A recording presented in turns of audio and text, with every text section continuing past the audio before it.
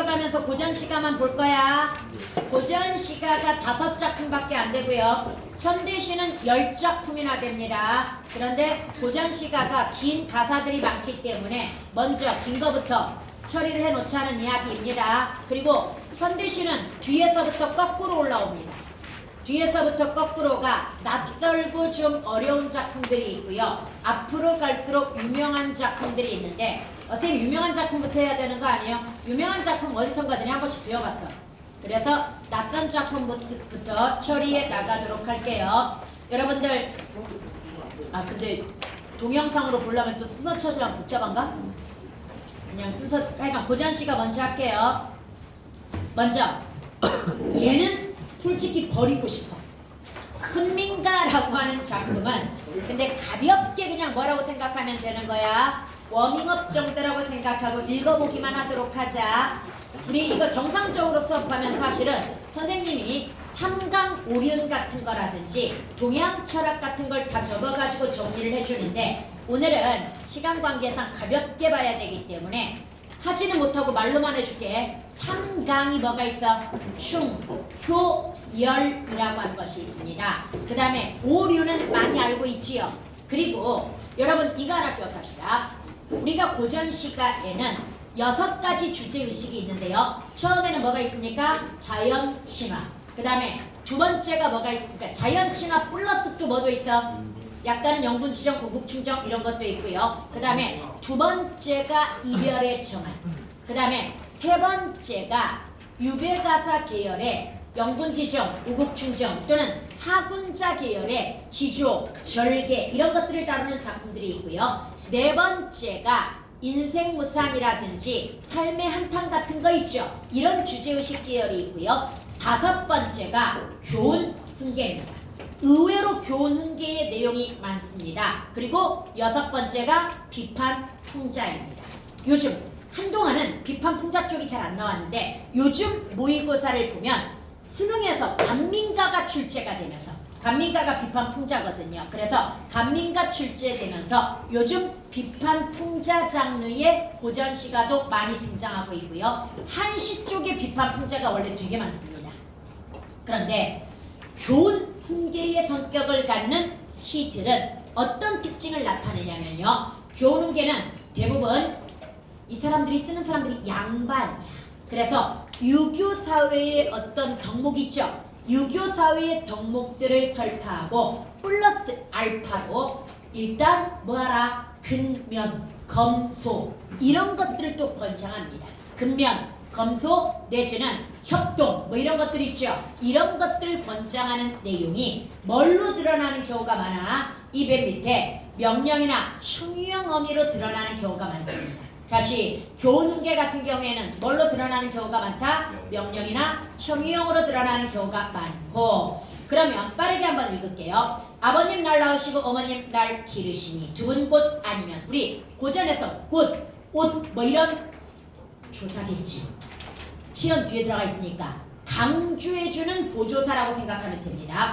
두 분이 아니시면 이 몸이 살았을까? 하늘 같은 가없는 은덕을 어찌 갚사 우리 부모님의 은혜는 하늘 같으니 이걸 갚기 위해서 뭐 해야 된다? 효도해야 된다. 이런 뜻이 될 것이고요. 그 다음 내 아들 효경 읽더니 얼만큼 배웠는가? 내 아들 수학은 모레면 마치도다. 내 아들은 벌써 수학을 다 읽었어. 약간의 자부심도 드러나면서 사실은 시조는 종장에서 실제 말하고자 하는 바가 드러나는 경우가 대부분이거든요. 결국 이 둘 글 배워 어질 것을 어느 때 볼 것인가? 그럼 아이들이라면 이 두 개의 글을 뭐 해야 된다? 배워야 된다. 이해갑니까? 그래서 자녀들에게 학문을 권장. 특히 여기에서 효경도 그렇고 수학이 원래 이게 중국책 이름이 아니야. 수학은 중국책 이름이긴 한데 수학은 중국의 유명한 고전들 있죠. 여기에서 아이들 교육에 좋은 글귀들만 모아가지고 뭐 한 거야? 다시 책으로 펴낸 겁니다. 이해갑니까? 그래서 아이들 아동교육서라고 생각하면 됩니다. 이건 오케이. 그 다음 마을 사람들아 옳은 일 하자스라. 이거 기본적으로 유교는 뭐라고 그랬어? 성선설이라고 이야기했고 본성을 타고 난단 말이야. 그런데 이 본성이 세상과 만나가지고 뭐하는 법이다? 어그러지는 법이다. 가선가악이라고 이야기하죠. 그래서 그 본성을 지키기 위해서 끊임없이 뭐하는 거야? 교육을 하는 거라고 그랬잖아. 공부를 하는 거라고 이야기했고, 그래서 바로 본성을 지키는 일, 이게 바로 뭐야? 옳은 일, 이게 되는 거야. 옳은 일 하자스라. 사람이 태어나서, 그럼 아까 우리가 독서하고 연결시키면 도덕적 정체성을 가져라, 뭐 이런 정도의 의미와, 그리고 도덕적 정체성을 가졌으면 뭐해라? 책임감과 일관성을 가지고 행동으로 실천해라, 이런 이야기. 아니다, 얘네들은 본성은 원래 착하다고 했으니까 도덕적 정체성은 이미 뭐 되어 있다고 봐? 갖춰져 있다고 보는 게 맞겠네요. 갖춰져 있다고 보고, 그리고 여기에다 플러스 알파로 책임감, 일관성을 좀 키우면서 뭘 해야 된다? 행동으로 실천해야 된다라는 주장하고 일치하는 대목이라고 볼 수 있겠죠. 굳이 연결 짓자면.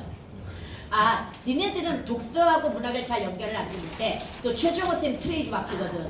독서하고 문학의 콜라보 뭐 이런 것들.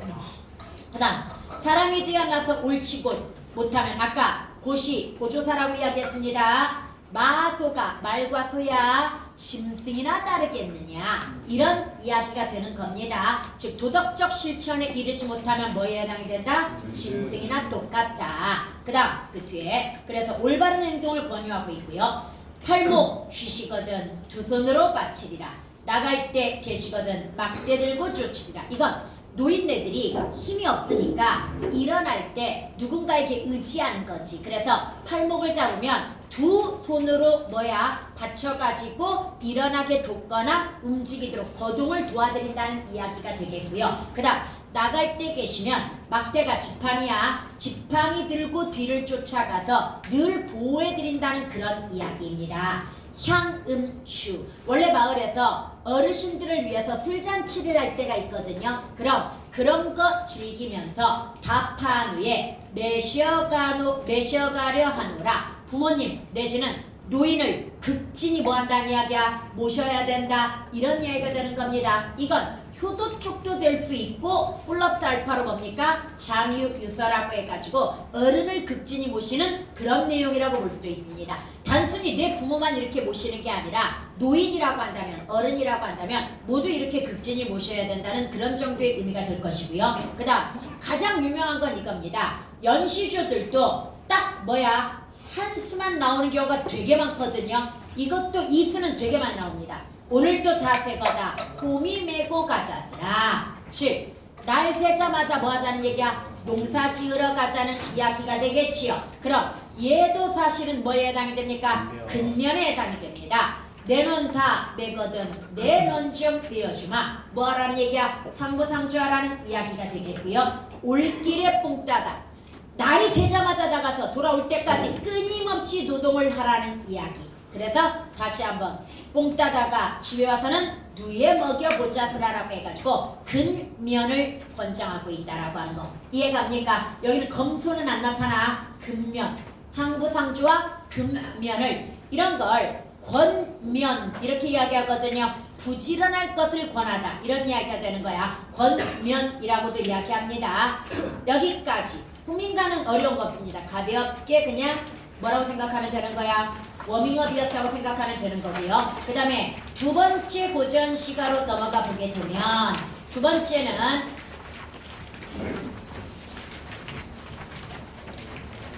넘어가자. 어이구, 왜 안 보여? 매화사 몇 페이지 있냐? 14페이지 매화사 가보도록 합시다. 제가 통과를 했군요.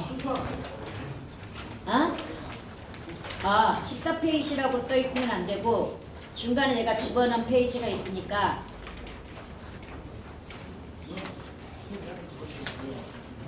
여기 있다.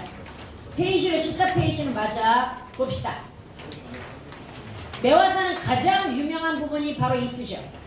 얘만 단독으로 나오는 경우가 되게 많고요.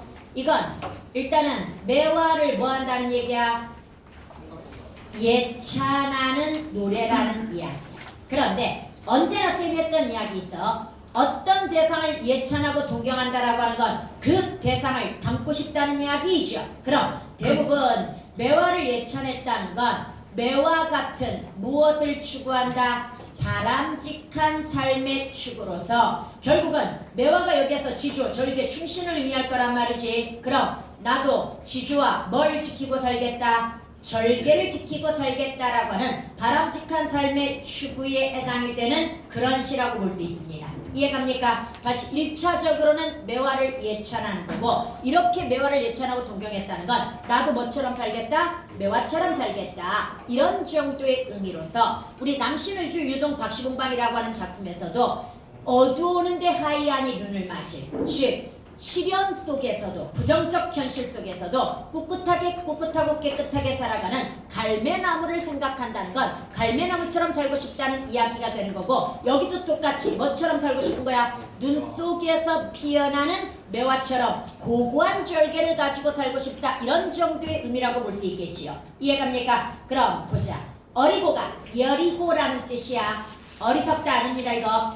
여리고 성근이라고 하는 건 드문드문 피어났다는 얘기야. 원래 꽃이 무더기 피는 애들이 있잖아. 뭉쳐가지고. 근데 얘는 한 잎 이렇게 떨어져서 피거든요. 그래서 어리고 성근 가지 너 매화를 너로 불렀다는 건 당장 의인화 대화체로 들어가는 거 알고 있죠? 너를 믿지 않았더니 뭘 안 믿었다는 얘기야. 아무리 그래도 이렇게 추운데 여리고 성긴 애가 어떻게 여기에서 피어나겠어. 쉽게 얘기해가지고 뭐 하는데 겨루기 같은 거 하는데 겁나게 등치 좋은 애가 있고 그 다음에 키도 작고 겁나게 뭐 하는 애가 있어? 작은 애가 여리여리하게 생긴 애가 있다고 쳐봐. 그럼 아 벌써 피지컬부터 저렇게 차이가 나는데 이 작은 애가 어떻게 이겨? 했는데 이겨버린 거야. 그런 상황하고 비슷한 거지. 그래서 너를 믿지 않았더니 눈기약은 눈 속에서 필이라는 약속에 해당이 됩니다. 눈기약 아프면 자 엎드려 있어. 쉬운 거야 이건.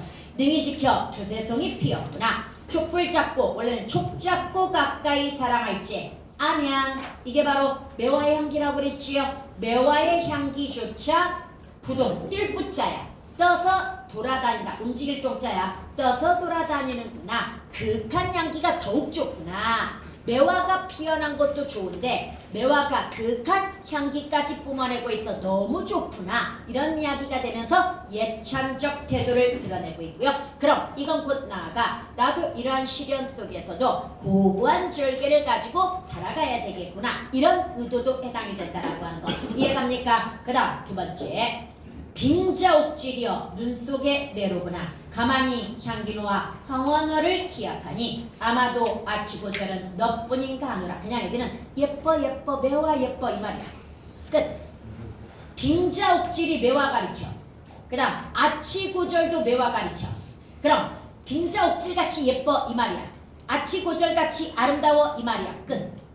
오케이? 그래서 빙자옥질이여 눈 속에 너가 피어났구나. 거기다 뭐까지? 향기까지 뿜어내면서 황혼월이라고 하는 건 해질 무렵에 달. 그래서 아름답게 피어난 매화에 달까지 곁들여지면서 굉장히 풍취가 높아지는 거야.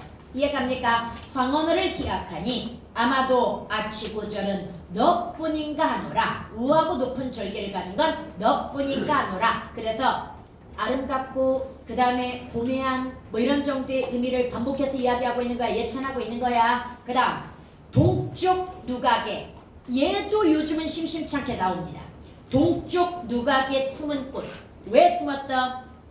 눈 때문에. 즉 우리가 다시 한번 기억하자. 고고라고 하는 시에서 이 고고한 높이는 실록으로는 안개로는 적설로는 드러나지 않는다고 이야기했죠. 즉 좋을 때는 의미가 있어 없어? 없어. 바로 힘들 때 드러나는 것이 진짜 뭐인 거야? 고고한 절개인 거야. 그런데 철쭉과 두견하는 힘들 때는 뭐 있어? 숨어 있는 거야. 그러다가 날씨가 따뜻해지고 상황이 좋아지니까 피어난 애들이야. 그럼 뭐하고는 대조가 되는 애들이야? 매화하고는 대조가 되는. 좋을 때 누가 못해? 이게 되는 거야. 그래서 얘네들은 매화에 비해서 가치가 있는 거야 없는 거야? 가치가 없는 거야 이 뜻이야.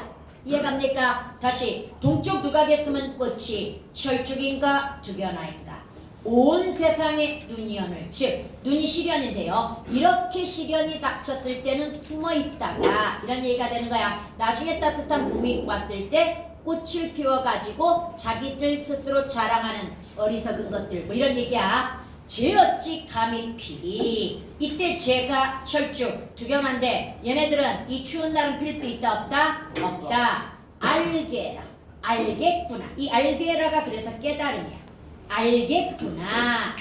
우리 조금 이따가 시 중에서 겨울 들판에 가서라는 시에서도 알았다라는 말이 있거든요. 그게 바로 깨달음이야. 시에서 원래 보다, 알다 이게 과거형으로 나오면 보았다, 알았다 이렇게 나오면 거의 깨달음이야. 그러면 알게라, 알겠구나. 백설양춘. 그러니까 지금 눈이 내리는 초봄 정도가 됩니다. 눈이 내리는 가운데 봄 기운이 느껴진다는 건 초봄 정도가 되는 거야. 이해갑니까? 눈이 내리는 초봄은 매화받기 뒤시리. 즉, 눈 때문에 매화를 지휘하고는 필 수 있다 없다? 없다. 그래서 눈 속에서 피어나는 매화는 철쭉과 두견화와 대조되어 가지고 가장 고고한 절개를 가지고 있는 존재라고 예찬되고 있는 겁니다. 여기까지 해갔습니까? 오케이. 그러니까 사람으로 치면 뭡니까? 좋을 때는 나와서 아부하고 힘들 때는 배반하는 그런 사람들이 철쭉과 두견화 계열에 해당이 되겠지요. 여기까지 해갔습니까? 그런데 매화는 좋을 때든 나쁠 때든 아주 어려울 때든 언제나 변함없이 옆에서 지켜주고 있다면 매화 같은 존재라고 이야기할 수 있겠지요. 여기까지 해갔습니까? 그 다음 넘어가가지고 끝나면 시를 먼저 했어야 되나 현대 시를? 고전 시가 왜 이렇게 빨리 끝나지? 현대 시가 만만치가 않습니다. 네, 그 다음에 이제 고전 시가 세 번째 가볼까요? 순천 김씨의 노부탄이라고 하는 게 있는데 이건 되게 웃겨. 이거 서글퍼 27페이지. 얘도 다시 한번 오늘 배우는 여기서부터는 가사 3개인데 길어. 근데 거의 산문에 가깝다고 생각하면 됩니다. 일민가가 좀 어렵긴 한데 일민가가 올해 EBS 지문이야. 그래서 EBS 지문이어가지고 올해 3학년들 내신에서 본 적이 있어서 똑같은 자료 지금 집어넣어놨거든요. 봅시다. 3개만 하면 돼.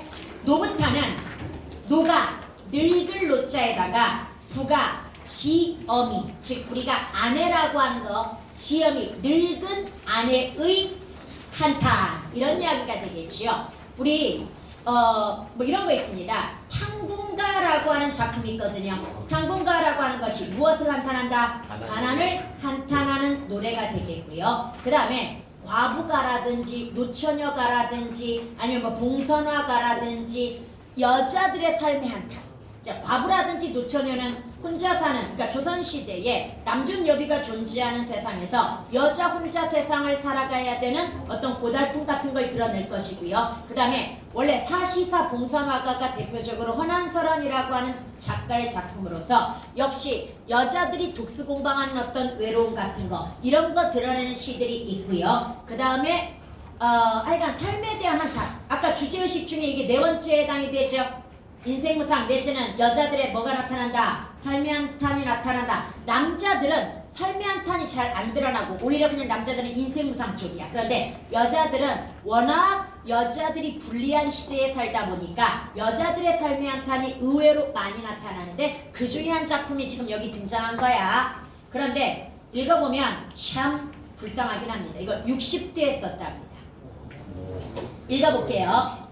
산 넘어 저 부자님 곡식 두고 자랑마오 입고 벗고 먹고 굶기 그 무엇이 관계 이 관계한가는 중요한가 이 말이야. 즉 서리법으로서 중요하지 않다 이 말이 되겠지. 저 넘어 저 부자님 청자 설정이야. 이건 청자 설정해가지고 뭐라고 이야기했어? 곡식 두고 자랑하지 말아라. 입고 벗고 먹고 굶기가 무엇이 중요하냐. 부세에 덧없는 뜰붙자야. 떠있는 세상. 그래서 덧없는 세상에 좋은 영광 과거밖에 더 있는가. 이 과거가 과거 시험에 과거 급제했다는 이야기야.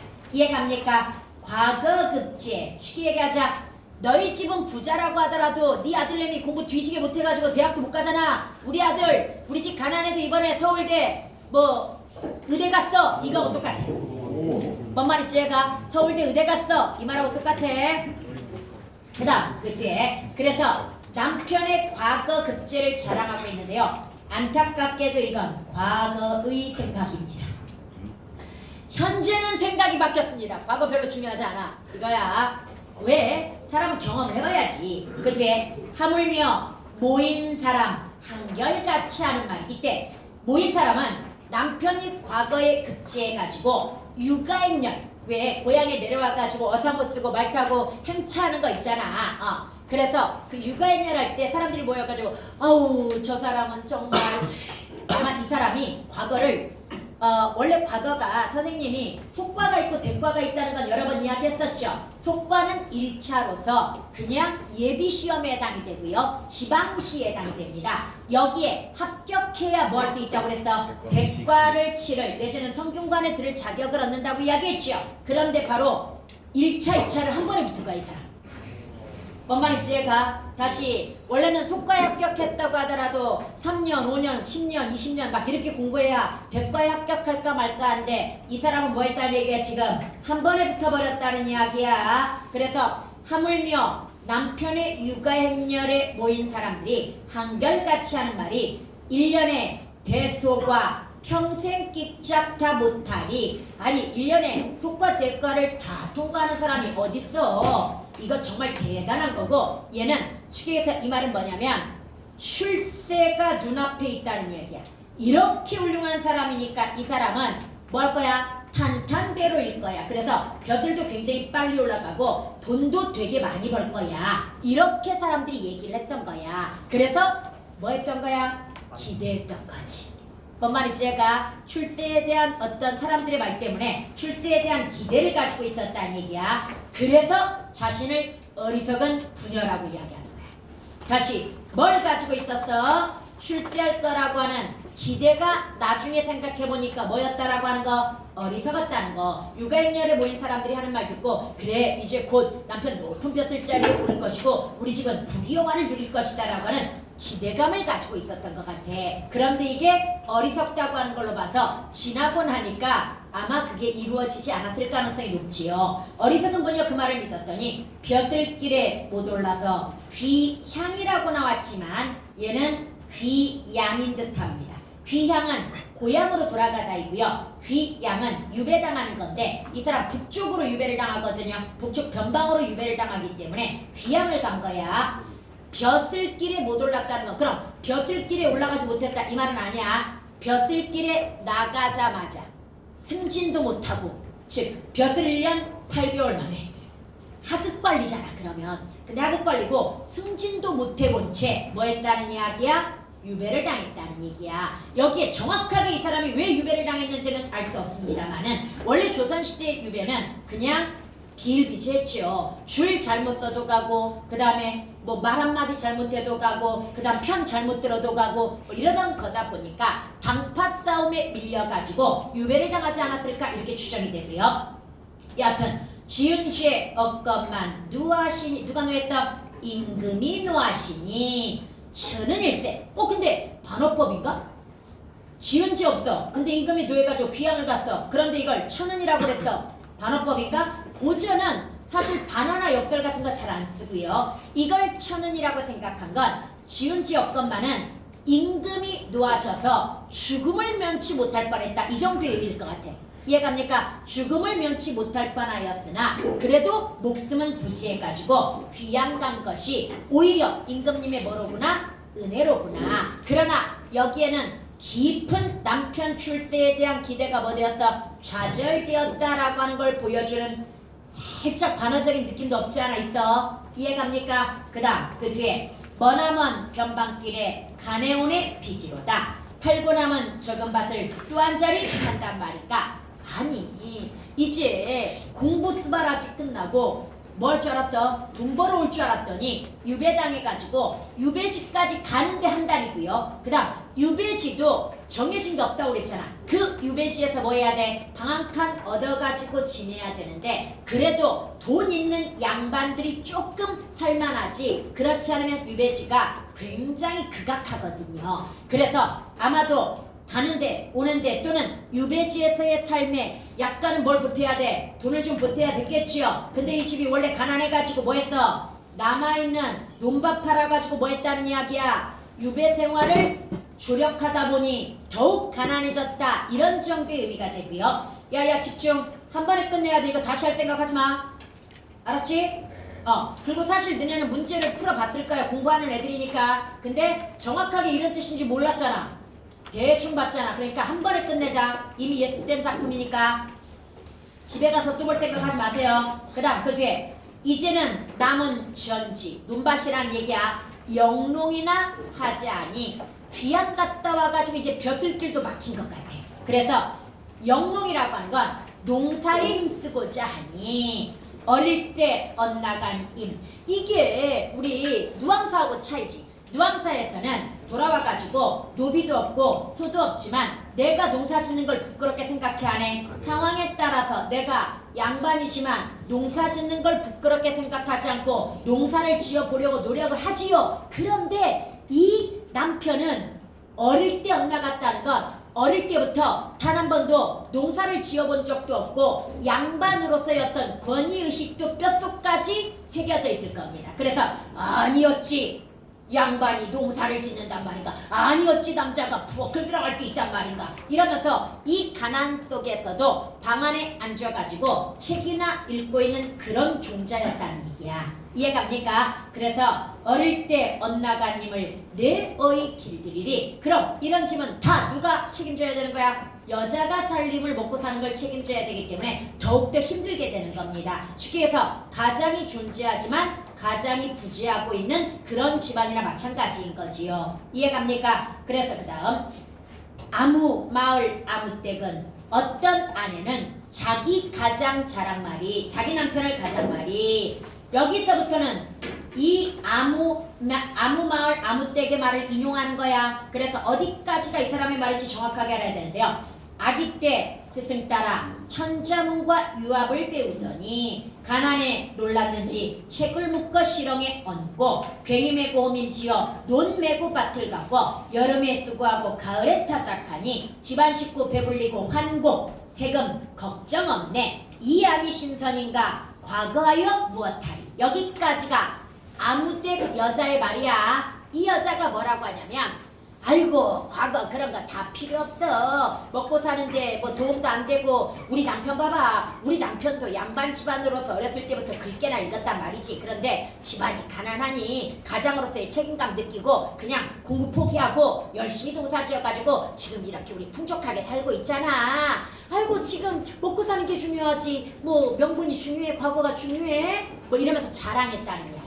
이해갑니까? 자랑을 하니까 다시 과거보다 오히려 뭐가 낫다? 농사가 낫다. 내가 얘기했잖아. 과거 바늘구멍보다 더 어렵다고. 3년에 61명 뽑아 28, 33이니까 뭔 말이지 얘가? 33명이 문과 28명이 문과라고 이야기했잖아. 대과의 합격자. 오케이? 그래서 10년 이상을 공부해서 합격하기 쉽다 어렵다? 어렵다고 이야기했지요. 그래서 일찌감치 이 사람은 뭐 했다는 얘기야? 포기했다는 이야기야. 야 너 점점 얼굴이 심각해지고 있어. 지우야 엎드려서 이건 듣고 그 다음에 나도 그 말 들어. 갑자기 깨달으니 야 너네 지금 신경 잘 써야 돼. 기용은 재발을 진짜 잘하고 합병증까지 있어. 그래서 겉으로 보기에는 괜찮은데 일단 어지럼증을 느낀다거나 구역질이 나온다거나 조심해야 돼. 너 지금 어지럼증이잖아. 그럼 이거 다시 기흉이 재발해가지고 병원에 입원해야 돼. 폐가 찢어졌어. 기흉이 폐가 찢어지는 거야. 조금만 신경 써도 폐가 찢어지면 당연히 숨 쉴 때마다 가슴이 찢어지는 것 같이 아프겠지. 보자. 너 2번이었던가? 네. 지금 재발 이미 한 번 했어. 근데 지금 2학년 중에도 1학년 때 기흉 생겼던 애 있거든. 4번째 재발이야. 그리고 이번에도 며칠 전에 보충 듣다가 원래는 10시까지였는데 수요일날 10시까지였는데 걔 9시에 갔어. 너무 아프다고. 내가 오지 말라고 그랬는데 끝까지 와가지고 집에서 너 혼자 해 이랬는데. 보자. 나도 그 말 들어 갑자기 깨달으니 글 공부하던 컵이 축에서 돈 낭비했다는 얘기야. 다시 허비하다 이 말 많이 들었잖아. 낭비했다는 얘기야. 과거 보던 이 비용을 다 두어. 그 과거 본다고 야 솔직히 너네 엄마들 좀 그 생각하지 않을까? 너네 대학 보낸다고 학원비 그다음에 대학 가가지고 어떤 학자금 막 이런 거 솔직히 한 옛날에 2억이었고 지금은 한 3억 정도 들 것 같아. 많이 드는 것 같아요. 대학교까지 보내는데 옛날에 2억 5천이라는 얘기가 있었거든 평균적으로. 근데 한 3억 정도 들 것 같고요. 문제는 그렇게 3억이나 주고 키워놨는데 이 숭악한 것들이 취직도 못하고 집에서 백수로 등골 브레이커 역할을 하면 엄마들 입장에서는 차라리 그 2억 5천 가지고 뭐 할 걸? 장사나 시킬 걸 뭐 이런 생각하지 않겠니? 똑같은 심리야. 열심히 해라 얘들아. 글공부와 허비 과거 보던 이 비용을 다두어 전지가 논밭을 사고 부경부업을 하였다면, 즉 부부가 농사에 힘썼다면, 그러니까 남편과 아내가 다 같이 농사에 힘썼다면 이 정도. 저 부인 저 남편을, 이때 저 부인 저 남편이라고 하는 건 아까 뭐 하던 사람, 자랑하던 사람, 이 사람을 이야기하는 거야. 설마들 못 미치겠는가? 그래, 우리 남편이 더 똑똑하니까 농사를 지었어도 우리 남편이 더 잘 지었을 텐데 뭐 이런 생각일 것 같아. 과거 공부하느라 든 비용으로 농사 지을 땅이나 사서 농사를 지었다면 지금 풍요롭게 살 수 있었을 텐데 라고 하는 후회가 되겠고요. 부질없는 이 말씀을 시원히 하지 않들 있느니 없는 말씀 들으시기 싫은신지. 이거 부질없지만 남편한테 이런 뭐라도 하고 싶은 거야.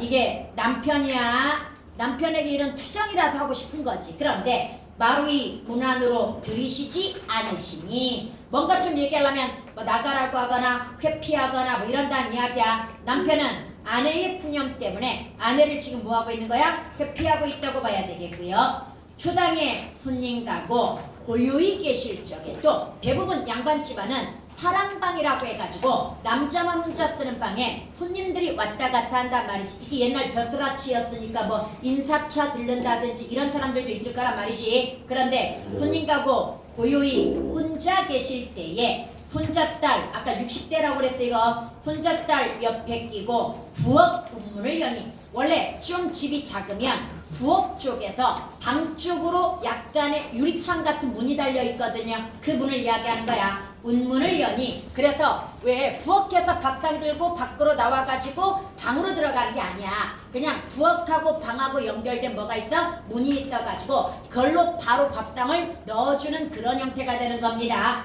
천왕씨 본님 가장창 장판 위에 무슨 사업도 하시려 책장을 펴시름하네. 그래, 부엌 운문 열고 봤더니 또 지자익대기 없이 책 읽고 있다는 이야기야. 이해갑니까? 남편이 쓸데없이 또 책을 보고 있으니까 한숨 나오겠지. 특히 이제는 나이도 아내가 60대면 남편도 60대일 거고, 그러면 뭐 할 일도 없어. 과거 볼 일도 없을 텐데 차라리 나가서 그냥 소일 삼아 농사라도 지을 것이지 맨날 양반 입내하고 뭐만 끼고 있다, 책만 끼고 앉아있다, 뭐 이런 얘기가 되는 겁니다. 문 밖에 권농차사 문관이라 두려웠는지. 그리고 문 밖에 뭐가 왔어? 손님이 왔는데 아마도 뭘 거야? 포졸일 거야. 이 포졸이 뭘 가져왔을 가능성? 어떤 지방 이방이라든지 포졸들이 이 집에 세금 납부 내역서 같은 거 있잖아. 이런 걸 가져왔을 가능성이 높습니다. 그런데 이 사람 옛날에 대과에 합격해가지고 중앙에 벼슬 했던 사람이기 때문에 바로 지방에서도 그래도 그 권세가 아직은 살짝 남아있어가지고 문간이라 두려웠는지 그냥 밖에서 차지는 두고 가오. 여기서부터는 권농차사의 말이야. 차지는 두고 가오. 세금통지서는 두고 가오. 내일 부디 바치소서. 내일까지 세금 내세요. 이렇게 얘기하고 그는 좋게 마감하나 저 아이 소리 듣소. 이때 저 아이가 손녀. 그래도 권농차사라는 사람은 당신이 옛날 벼슬아치여가지고 대접해준다고 이렇게 조용히 물러갔지만 문제는 저 아이가 손녀거든요. 저 아이 소리 듣소. 어제 아침 먹은 후에 입을 다시 못 때우니. 그럼 오늘 뭐 했다는 얘기야? 먹을 밥이 없어서 굶주렸다는 이야기야. 근데 어린아이가 사정을 알아 몰라? 몰라. 분별 없는 제 마음. 소녀의 마음이야. 손녀의 마음이야. 손녀 입장에서는 두고 아니 주는 듯이 때가 되었는데 밥을 주지 않으니 어른들한테 투정을 하는 거지. 왜 밥을 안 주냐고. 그래서 손녀가 섭섭해한다는 이야기야. 저런 일 생각하니, 즉 손녀가 지금 굶주려 가지고 섭섭해하는 거 생각하니 그 누구의 탓이 된다 하리. 결국 할아버지가 돼가지고 손녀 입을 채워주지도 못하고 굶주리게 만들고 이게 인간이요? 뭐 이러면서 잔소리하고 있는 거야 지금. 이해갑니까? 그러면서 손녀를 대리해가지고 남편에 대한 뭘 드러내는 거야? 원망을 드러내고 있는 겁니다. 그러니까 책 덮고 돌아앉아 나에게 하는 말씀. 누가? 남편이. 뻔해. 가난은 뭐야? 운명이지. 이 이야기 나오겠지. 남편의 말. 인왕씨 몇 대 손자 수인씨 되었던지 몰라도 된다고 그랬어. 이런 거. 절로 맺은 나무 열매 먹고 좋게 살던 것을 수인씨 가사하여 교임하식하였구나. 이거 기독교적 관점에서 바로 아담과 이브가 결국 낙원에서 선악과를 따먹고 뭐 한 거야? 이 세상에 온갖 욕망이 들끓고 범죄가 들끓고 뭐 이렇게 만들어버린 그거하고 똑같은 말이야. 물론 여기는 화식을 하면서부터 문제가 생겼다. 뭐 이런 이야기. 자연 상태에서 그냥 짐승들이 사는 것처럼 자유롭고 평화롭게 살다가 뭐 이런 얘기가 되는 거야. 우리 부부 굶은 일은 그 탓이 수인시요. 구만리 높은 위에 옥황상제 앉아 계셔. 쉽게 얘기해서 원죄. 이브와 아담이 낙원에서 벗어난 선악과를 먹고 낙원에서 벗어난 원죄를 가지고 있듯이 결국 여기서 수인씨 탓이라고 하는 게 원죄라는 이야기야. 인간의 타고난 원죄요. 구만리 높은 위에 옥황상제 앉아 계셔. 천하사람 북이빈천 마련하여 주었으니 옥황상제가 나를 이렇게 만들었어. 무슨 세계관?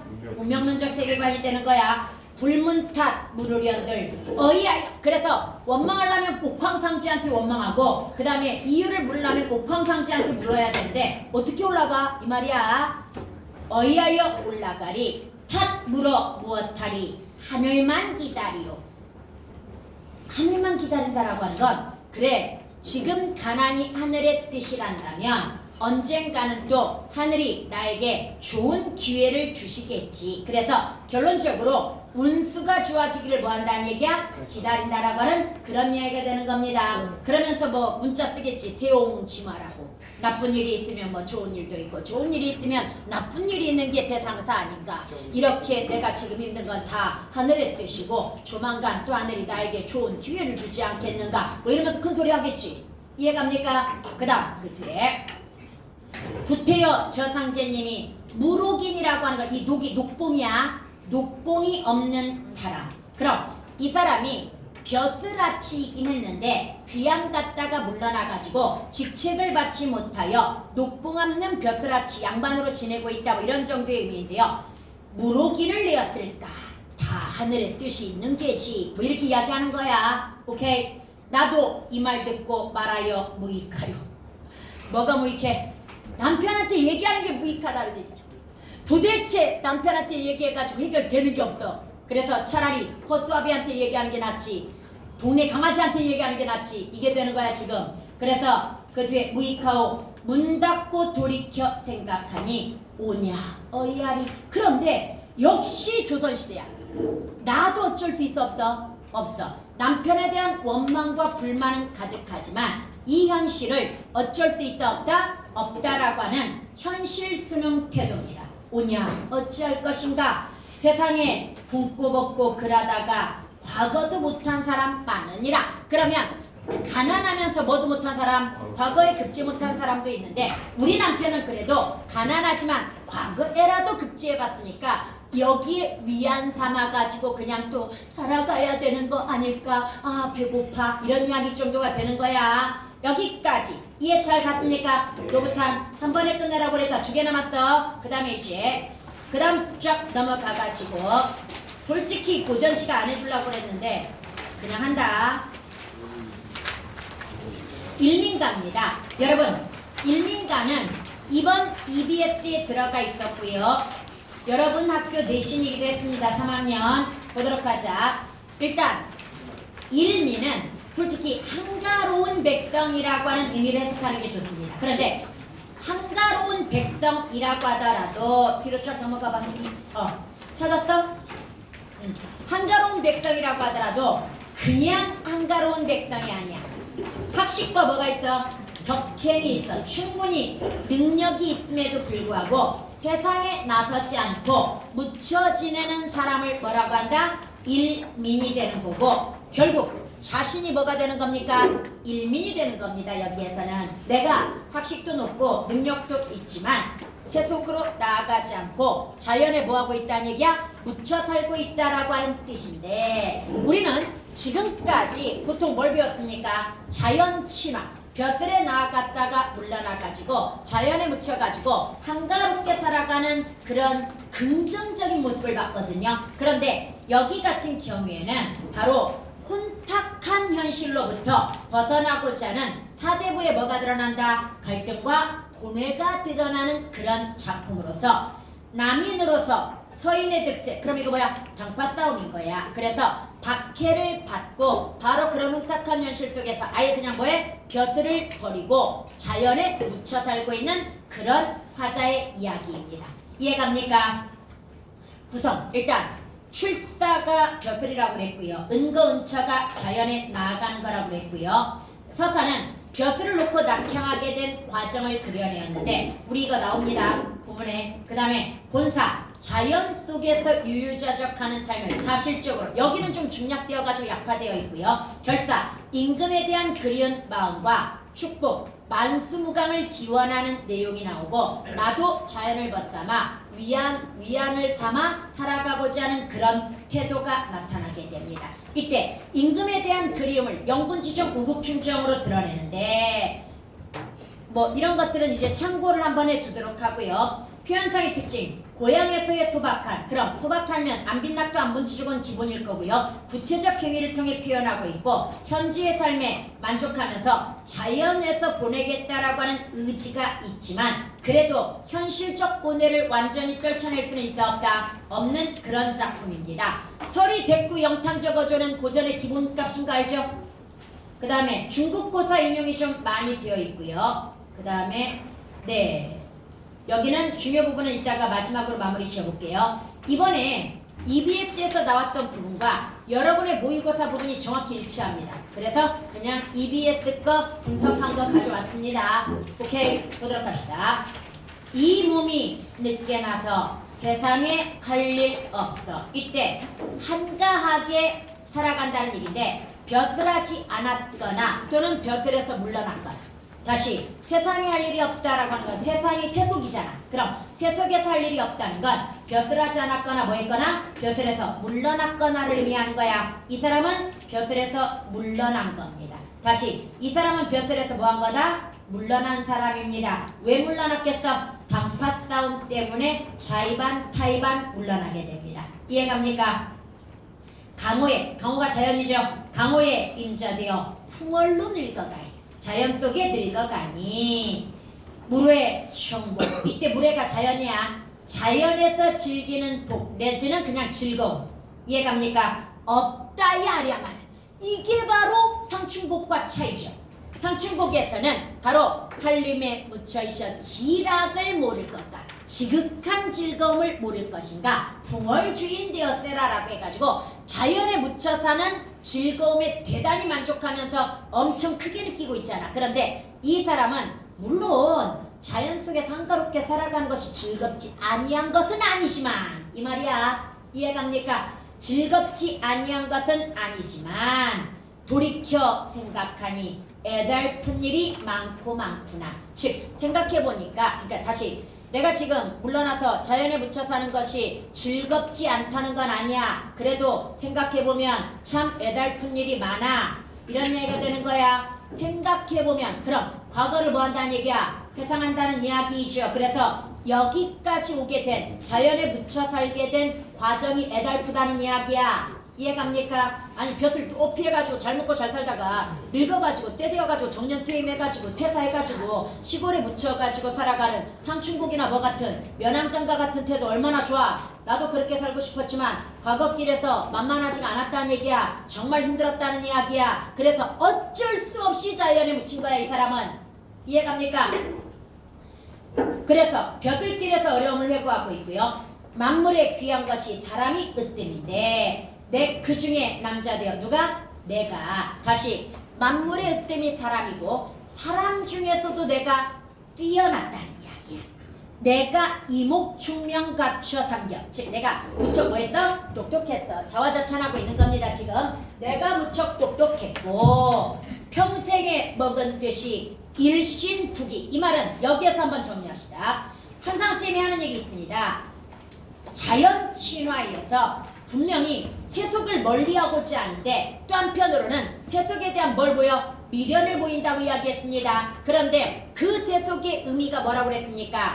다르다고 이야기했지요. 화자가 멀리하고자 하는 세속은 부귀영화를 탐하는 공간이고 화자가 그리워하거나 미련을 두는 세속은 자신의 능력을 시험할 수 있는 경륜을 시험할 수 있는 그리고 경륜을 시험하는 방법이 뭐야? 유학자들이 벼슬해가지고 정치하는 거. 이해갑니까? 그래서 여기에 대한 미련은 가지고 있다고 이야기했잖아. 그래서 똑같은 세속이라고 하더라도 성격이 다르다고 이야기했지요. 바로 여기에서 이 말이야. 내가 지금 평생에 먹은 뜻이 일신부기가 아니러니가 부귀영화를 탐하는 세속 이야기야. 이걸 원했던 건 아니야. 이해갑니까?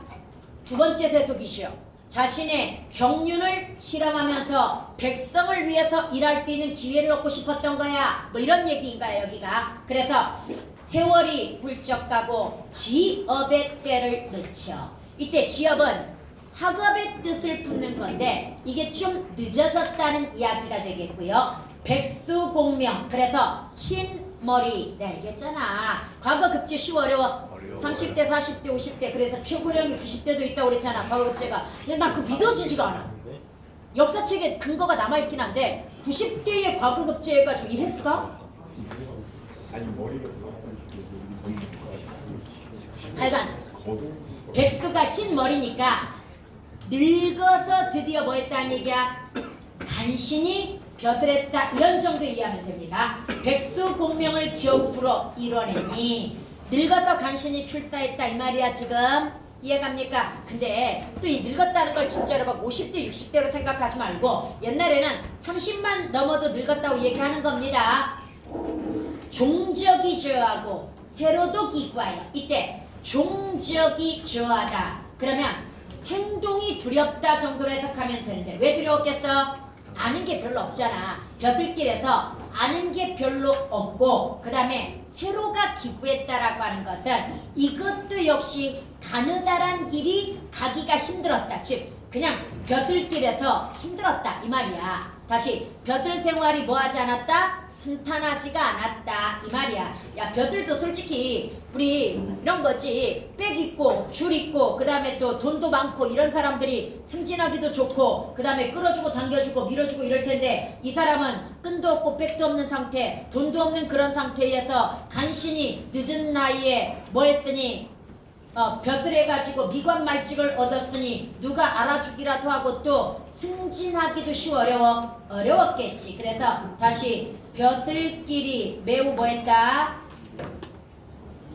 어려웠다라는 걸 이야기하는 겁니다. 벼슬 생활이. 그 다음 수년 낮은 벼슬로 남 따라다니다. 승진도 못했다는 얘기야.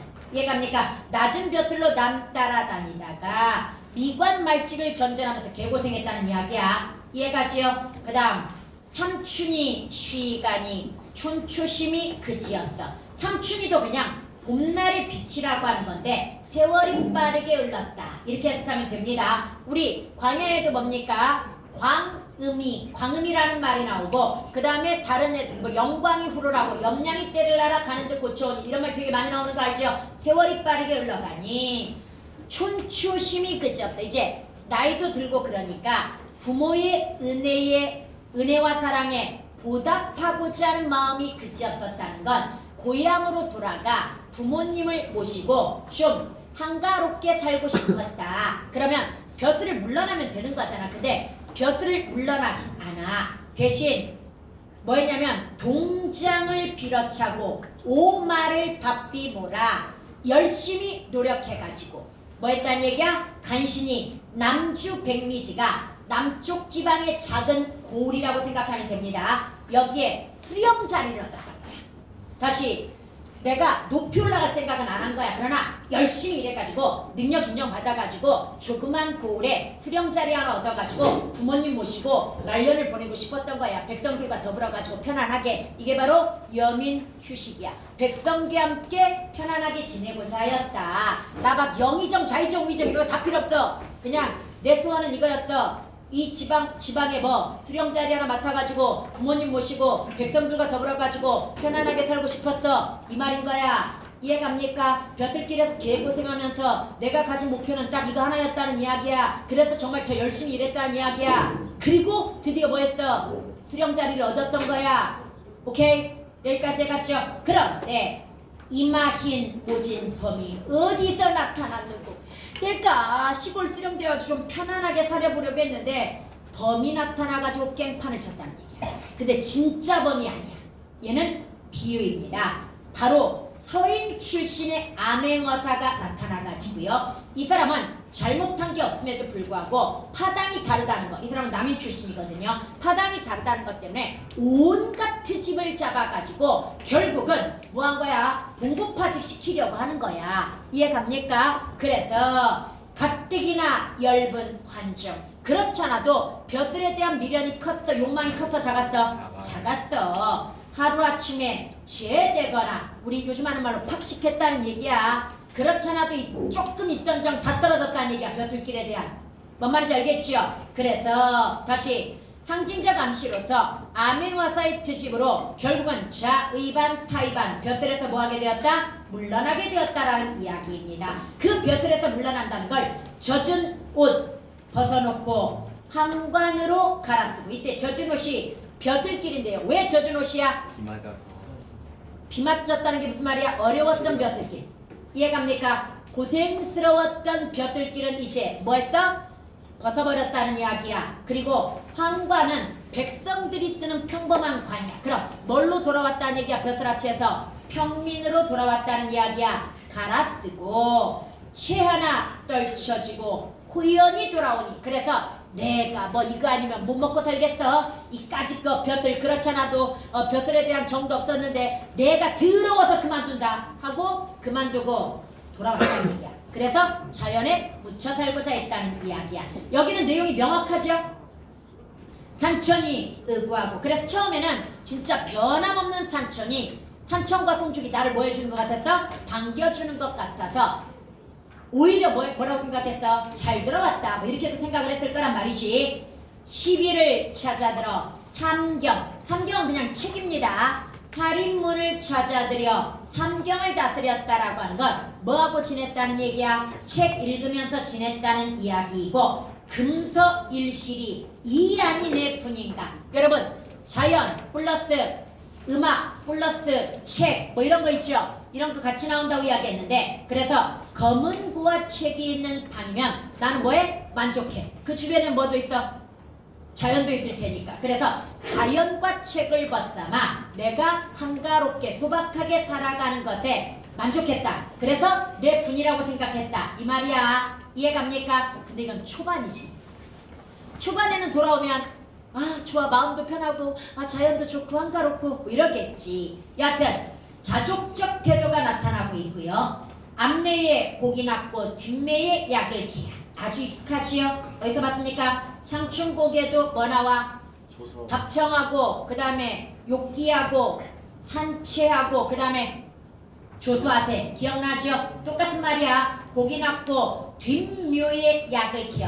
약초를 캐다. 산초를 이 약초를 산초라고 그래. 그래서 이렇게 생계가 아니라 뭐다? 자연을 즐기는 수단이겠죠. 여기도 수업은 수학을 양성한다는 이야기야.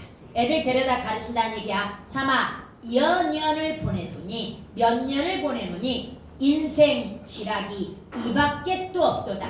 인생의 즐거움이 이밖에 또 없도다. 근데 아까 얘기했잖아. 이거 초반에는 이런데 시간이 지나면 지날수록 뭐가 생긴다? 세속에 대한 미련이 생기는 거고 고뇌가 생기는 겁니다. 야, 평생 공부한 거 아깝잖아. 뭔 말인지 이해가? 네, 그 다음에 내가 오늘 아침에 어제 밤을 샜던 이유가 사실은 너네 지문 때문이 아니라 3학년이 내신 대비한다고 자료 좀 찾아달라고 해가지고 수능 완성 자료들을 좀 찾아달라고 한 거야. 변형 문제들. 그래서 내가 그걸 잊어버리고 있었다가 오늘 아침에 정우한테 문자가 왔어. 아니, 정우가 문자가 와가지고 선생님 혹시 오늘 자료 주실 수 있을까요? 이렇게 문자가 왔길래 허걱해가지고 잠을 못 자고 자료를 찾은 거야. 근데 그 자료를 찾으면서 든 생각이 뭔지 알아? 정말 내가 이 시점에서 학원을 그만두는 건 너무 크나큰 손실인 것 같아. 왜냐면 수능 완성에 나와 있는 작품이 되게 다 낯선 작품들이야. 최근에 나왔던 작품들 중에는 이게 없어. 근데 나는 다 아는 작품이야. 워낙 오래 가르치다 보니까 나는 거의 다 한 번 이상씩 다 가르쳐본 내지는 내가 다 알고 있는 작품이야. 그래서 지금 선생님들한테는 이게 굉장히 낯선 작품들이거든요. 근데 그러니까 유행이 돌고 도나 봐. 그러니까 옛날에 나왔던 작품들이 이제 한 10년, 20년 지나가지고 다시 좀 EBS에서 나오는 그런 경향? 막 오늘 되게 반가웠던 내가 정말 좋아하는 소설 중에 전황당 인복이라든지 아니면은 그런 소설이 있어. 전황당 인복이라든지 아니면은 산돼지라든지 희곡이야 이건. 막 이런 작품들 좋아하는데 다 나왔더라고 그거. 수능 완성에. 그래서 내가 항상 애들한테 내가 가르친 거 언젠가 한 번은 나온다. 알았지? 잘 들어놔.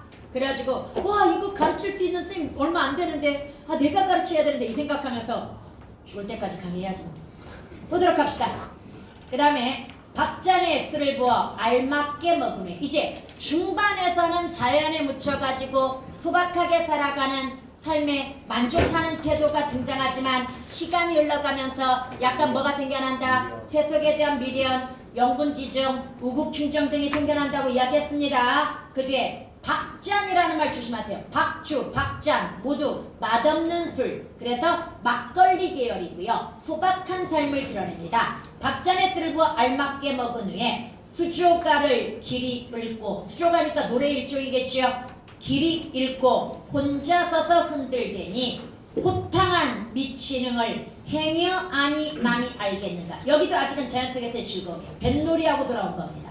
이해갑니까? 배에서 지금 뭐까지 마신 거야? 노래 부르면서 술까지 마신 겁니다. 그래서 호탕한 미치능, 면왕정가의 취흥, 거기도 술 마시고 취흥을 느끼잖아. 이해갑니까? 행여하니 남이 알겠는가? 다른 사람은 모를 것이다. 정말 즐겁다. 이런 이야기가 되는 거야. 하마 이미 날이 저물었느냐? 먼 매에 달이 오르는구나. 그래, 낮 동안 뱃놀이 하다 보니까 날이 저물었구나 이 말이지요. 그만하여 쉬어보자. 바위에 배 메어라. 공간이 이동되는 부분이 나타나고요. 페랭이 빗기 쓰고 오죽장, 이때 페랭이도 삿갓으로서 소박한, 오죽장도 대나무 지팡이로서 소박한 삶, 빗기 쓰고 비스듬히 쓰고 오죽장을 흩어짚어 모래뚝을 돌아들어 석경으로 올라가니, 돌길로 올라가니, 오류댁 조심해야 돼. 진짜로 오류댁이 아니라요, 비유한 겁니다. 이거 어떤 집 하나를 봤을 거야. 또는 자기가 거처하는 집일 수도 있는데요, 오류댁이라고 했다는 건 오류 선생이 도연명입니다. 도연명이 주변에다가 5그루의 버드나무를 심어놓고 벗삼아 살았다는 데서 나온 말로서 보통 우리가 무릉도원만 이상향이라고 이야기하는데요, 바로 오류 선생이 기거하던 그 집도 무릉도원일 때 같이 많이 나옵니다. 이해갑니까? 그래서 연명오류라고 나옵니다. 다시 자연적 이상향으로 뭐가 또 나온다? 연명오류라고 하는 것이 나오는데, 바로 오류댁은 도연명의 집이지만 아마도 화자 자신의 집을 뭐하고 있을 거다? 비유하고 있을 겁니다. 그만큼 풍류적으로 살아가고 있다는 뜻이 되겠지요. 소세한데 깨끗한데 경물이 새롭구나. 주변 경치도 아름답구나. 특히 달밤에 보는 경치라서 더 아름답게 느껴졌을 가능성이 높고요. 솔 그늘에 흙걸으며 천천히 걸으며 원근을 바라보니 수월이 물과 달이 영롱하여 깨끗하여 건곤 온 세상이 제각기인 듯 히히 호하여 신세를 다 잊겠구나. 그럼 자연 속에서의 즐거움을 극대화시켜 표현한 게 바로 이거야. 이해갑니까? 다시 자연 속에서의 즐거움을 히히호호 우리 희낙낙하다 있잖아. 똑같은 말이야. 희낙낙하면서 신세를 다 잊으면서 살아갈 수 있겠구나. 그래서 물알치의 즐거움이 드러나 있단 말이야. 여기까지는 뭐야? 자연 속에서의 즐거움이야. 그런데 이 중에 뭐가 있다고 그래? 맺힌 신호. 세속에 대한 미련을 완전히 떨쳤다는 얘기야? 떨치지 못했다는 얘기야? 떨치지 못했다는 이야기야. 북궐에 달렸으니 북궐이 누구야? 임금 계신 곳이지요. 그래서 결국 임금을 생각한다는 이야기가 되겠고요. 사 안에 사죽도사 옛일이 오늘일세. 바로 그냥 여기는 음악으로 그 세속에 맺힌 신음을 뭐하고 있다? 달래고 있다. 이게 성산별곡에도 또 똑같은 것이 나와. 검은고의 시오건저 풍입성 이악구나. 그래서 술과 음악으로 마음을 달랜다는 그런 이야기가 나오거든요. 여기도 마찬가지이고요. 내 근심, 이 근심이 뭐야? 나라에 대한 근심, 우국충정이 되겠지요. 무익한 줄 모르지 아니하되. 그래, 내가 지금 이 자연에 묻혀가지고 나라 걱정해봤자 나라 변하는 거 없다는 거 알지만, 그럼 이건 걱정할 만한 나라의 상황이 있다는 이야기가 되겠지요. 아까 이 사람이 벼슬에서 물러난 이유가 뭐 때문이라고 이야기했습니까? 장파 싸움 때문이라고 그랬고, 장파 싸움은 조선 전기부터 조선 후기까지 계속되는 거 알지요? 이 사람 벼슬에서 물러난 뒤에도 계속되고 있을 겁니다. 그래서 당리당략만 일삼는 정치 현실을 뭐하는 거다? 비판하는 거라고 볼 수 있습니다. 간접적으로. 이해갑니까? 이 근심이 당리당략만 일삼고 있는 정치 현실에 대한 근심으로서 그 현실에 대한 비판을 간접적으로 드러내는 거라고 이야기할 수 있고요. 천성을 못 변하니, 뭐 나라에 대한 걱정하는 천성은 못 변하니 진실로 가소롭다. 진실로 내가 우습구나. 그래서 무슨 태도를 가지고 있는 거야? 자조적 태도를 가지고 있는 거야. 나라 걱정해봤자 알아주는 사람도 없고, 그 다음에 내가 할 수 있는 일도 없는데 나는 웬 걱정을 사서 하고 있는지 하면서 자조적 태도를 드러내고 있다는 이야기입니다. 이해갑니까? 그 다음 그 뒤에 두어라 강호의 일민이 되어 축성순하를. 이제 내가 할 수 있는 건 많지 않으니 강호의 한가로운 백성이 되어가지고 임금의 장수나 빌면서 살아야 되겠구나. 이게요, 어떤 태도하고 비슷하냐면요, 여러분 어부단가라고 하는 작품에서 이거야, 어주에 두어가지고 아니다 뭐였더라? 그러니까 북궐이 천리, 그러니까 북궐이 천리나 떨어져 있는데 어주에 누워가지고 잊은 적이 없다고 이야기합니다. 그럼 이것도 역시 세속에 대한 뭐야? 근심 걱정이란 말이지. 그런데 뭐라고 하냐면 두어라 제세연이 없으랴.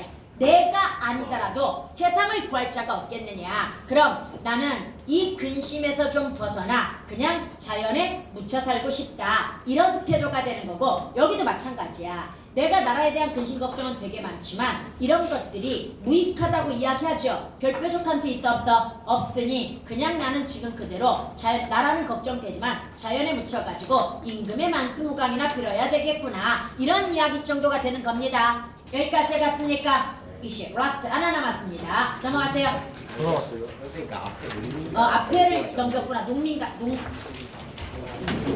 민족가 민농가 여기 있다. 농턴인데 22쪽에 있어요.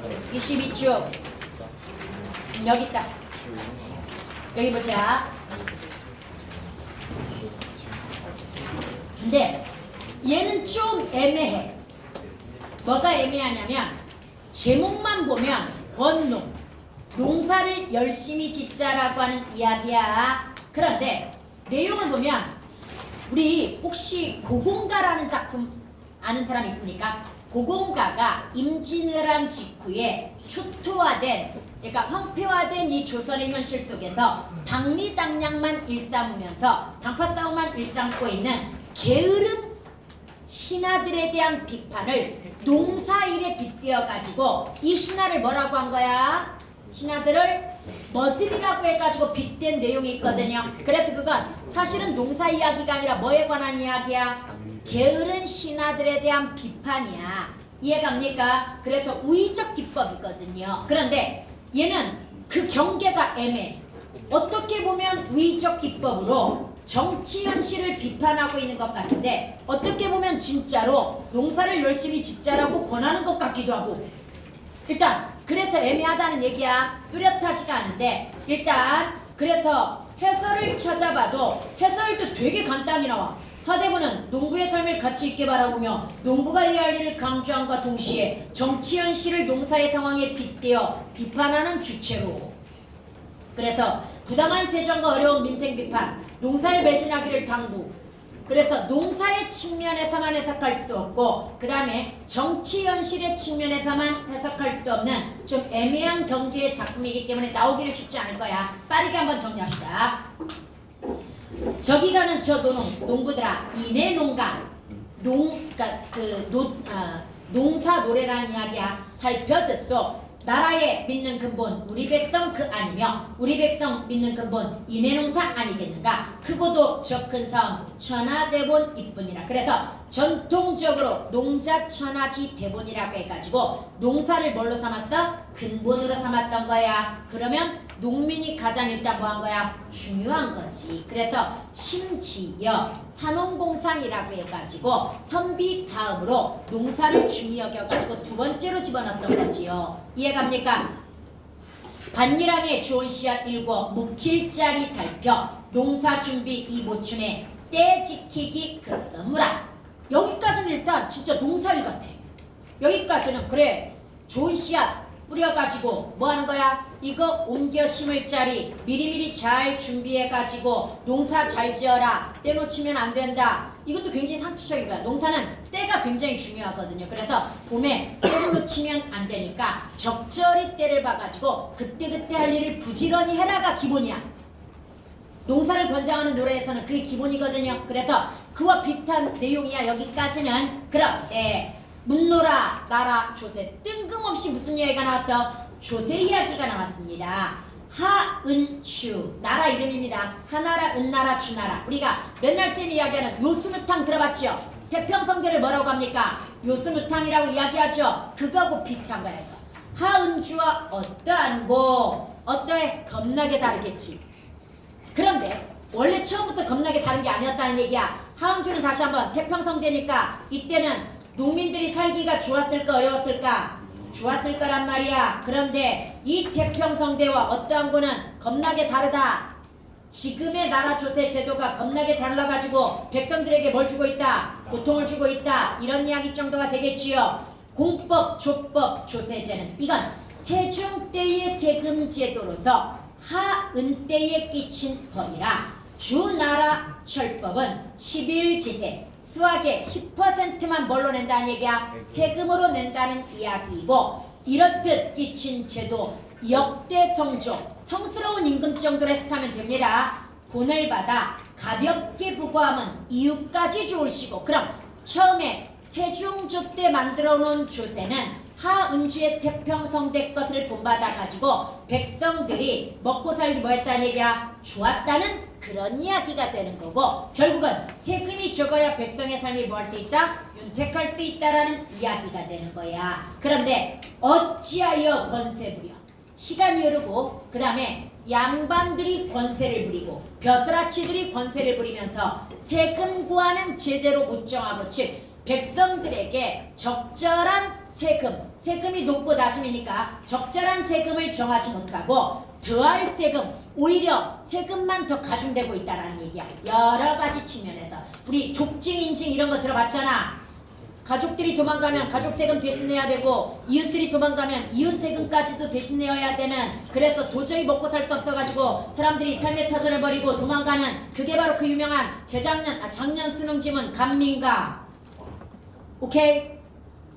더할 세금 무슨 일이고 가렴이 세금을 더했다는 이야기로서 가렴주구라는 말 들어봤지요? 네, 어이없고 그런데 이게 바로 현실이야. 다시 여기까지는 뭐에 해당이 돼? 과거. 그런데 뭐가? 현실은 사람들이 점점 갈수록 조세를 더 거두고 있다는 이야기야. 뭘 채우기 위해서? 사실 법이 바뀐 건 아니야. 그런데 위정자들이 이것저것 더하고 중간에 빼먹고 잘라먹고 그러면서 점점 세금은 늘어나고 있다는 얘기야. 위정자들에 대한 비판이 됩니다. 이해갑니까? 가혹한 조세를 부과하는 위정자들에 대한 비판이고요. 그래서 여러 나라 어디이고 길사머탕 오늘이라. 그래서 이건 군포잖아. 군포는 군역에 대한 의무로서 내는 세금은 군포인 거 알죠? 비단이 아니라 면포로 내야 된단 말이지. 그래서 여자들 죽여라고 맨날 밤마다 뭐합니까? 길쌈해가지고 배짜는데 길쌈허탕. 왜 허탕이야?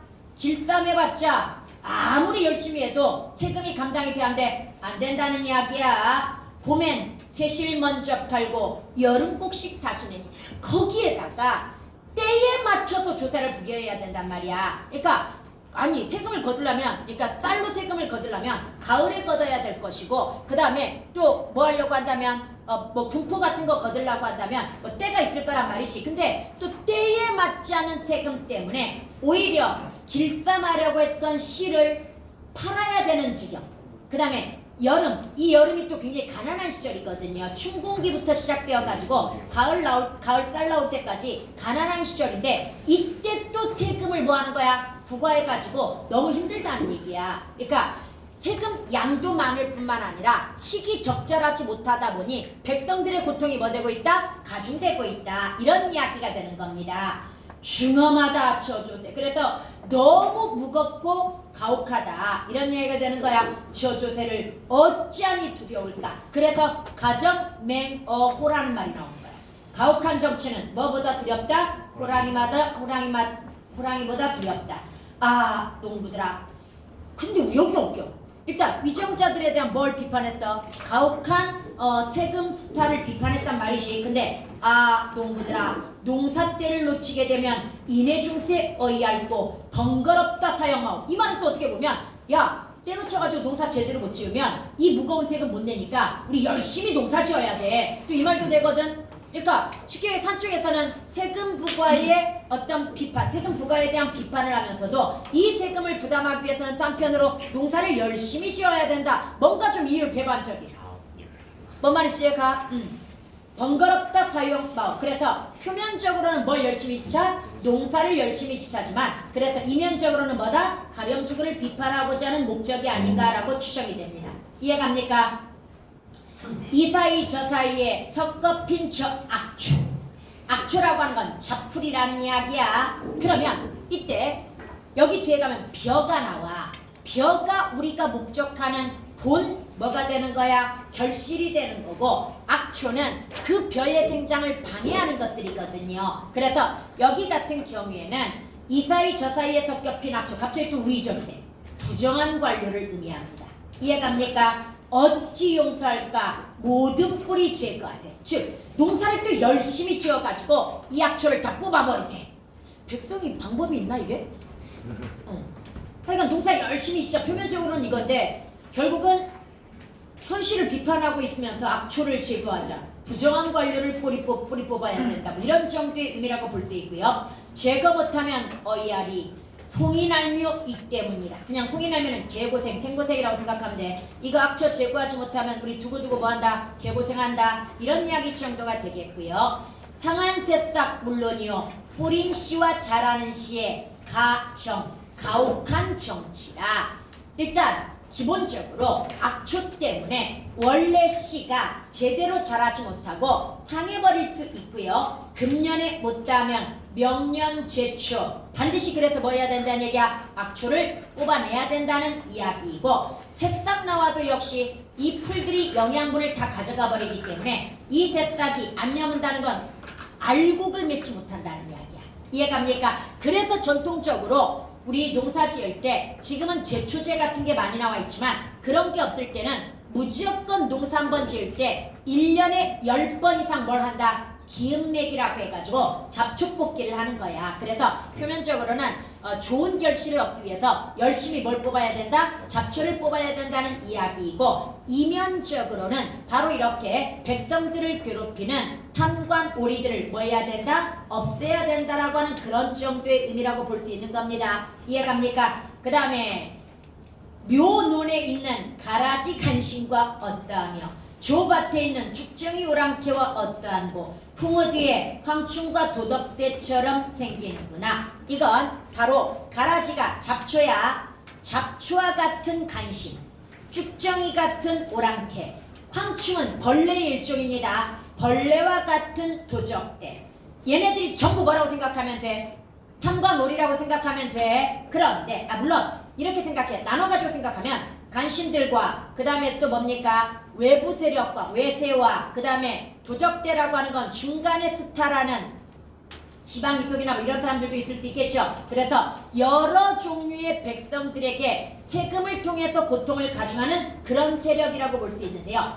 여기에다가 농사 지을 때는 날씨도 굉장히 중요한 거 알지요. 그런데 풍우뒤에라고 하는 건 결국은 태풍이 온 뒤에 폭풍우가 온 뒤에 그럼 농사가 제대로 되겠어 안 되겠어? 안 돼. 그래서 그렇지 않아도 풍우로 인하여 흉년이 들었는데 거기에다가 뭐까지 가라지 같은 간신, 쭉쟁이 같은 노랑캐, 황충 같은 도적대까지 날뛰어가지고 도저히 백성이 먹고 살 수 있다 없다? 먹고 살 수 없다. 이런 이야기 정도가 되는 겁니다. 이해갑니까?